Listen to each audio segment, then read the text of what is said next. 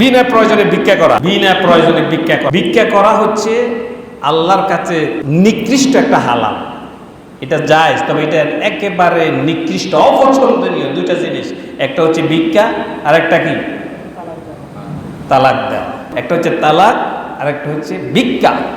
এই ভিক্ষা করা এটা গুনাহে কবিরা বিনা প্রয়োজনে। এখন লা ইলাহা ইল্লাল্লাহ দিয়ে ভিক্ষা করে, কি বলবো? ভিক্ষুকদের প্রধান কাজ হচ্ছে লা ইলাহা ইল্লাল্লাহ দেন গো, আল্লাহ বাস্তা জায়গা দেন। তুমি লা ইলাহা ইল্লাল্লাহকে ভিক্ষার জুলি বানানো হয়েছে, বলে নাউজুবিল্লাহ।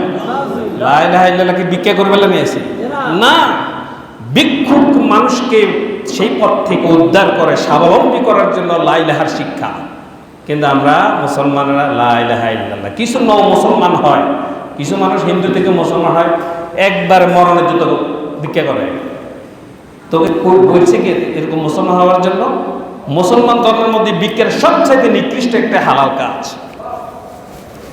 এই জন্য হাত পাতা চাওয়া এটা হচ্ছে ছোট মানসিকতা। এটা অনেকে তো না খায়, তারপরে হাত পাতা না। অনেক মানুষ আছে পরিবারে কষ্টে আছে, কিন্তু বুক পেটে যাচ্ছে, মুখটা ফাটে না, আছেন এরকম। এই জন্য ভিক্ষা করা যাবে না। অনেক ভিক্ষুক শুধু বেশিরভাগ মেয়ের বিয়া, মেয়ের বিয়া, মেয়ের বিয়ে কোথায়, কোন তারিখে, কোন ডেটে, কোন জায়গায় আমাদেরকে দাওয়াত দেন। খাবার নাই খামো, কিন্তু অন্তত কিছু দিয়ে আসবো, সোজা হেঁটে চলে যায়। যখন ধরা হয় সোজা হেঁটে চলে, মানে এটা একটা কথা বলি টাকা রুজি করা, এটা কোনো পুঁজি নাই, ভালো ব্যবসা। আপনি 100 জন মানুষকে টার্গেট করবেন, 100 জনের কাছে যাবেন, অন্তত 50 জন দিবে না। আর 1 টাকা কি দেয়নি এখন? 2 টাকা, 10 টাকা, 5 টাকা, 100 ঘন্টা দিয়ে দেয়, ভালো রুজি।